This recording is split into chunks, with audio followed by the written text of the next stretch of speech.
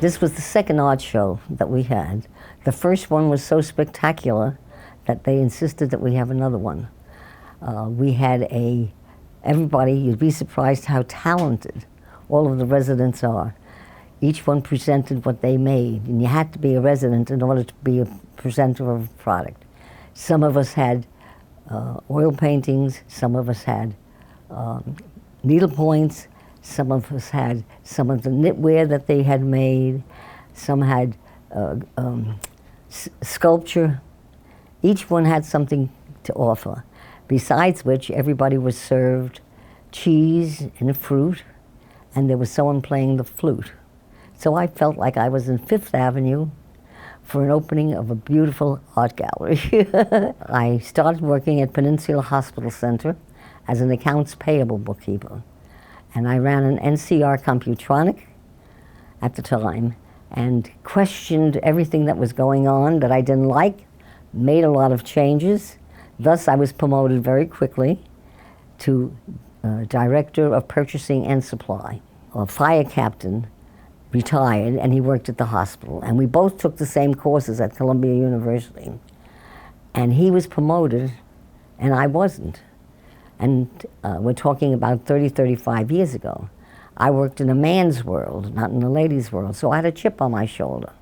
And I walked in to say to the director, he was the executive director of the entire hospital, I have the same background, everything the same as Mr. Kahn has, who was the fire chief.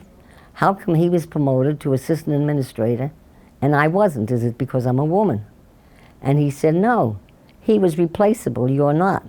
You're trustworthy, and what you're doing is more important to us to keep you here. So sometimes doing a good job isn't of the best interest. So ultimately I did get promoted and became an assistant administrator of the hospital. And this place is very, very good for me. I'm stronger since I came here, and I came from a rehab center. And they have everything here for me.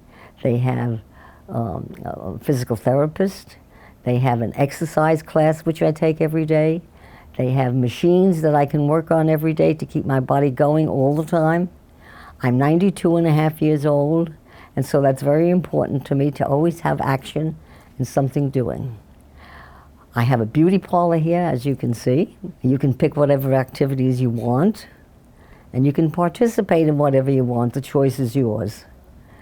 The choice of coming here is also yours. It was the best choice I ever made.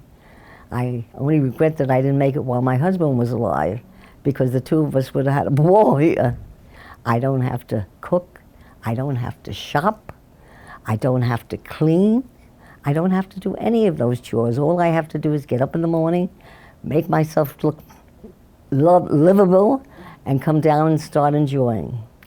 And so I'm very happy here, let alone that I'm happy. I made my children happy because they can sleep knowing that I'm in a safe place and that they don't have to worry. So it serves two purposes, not one, but two.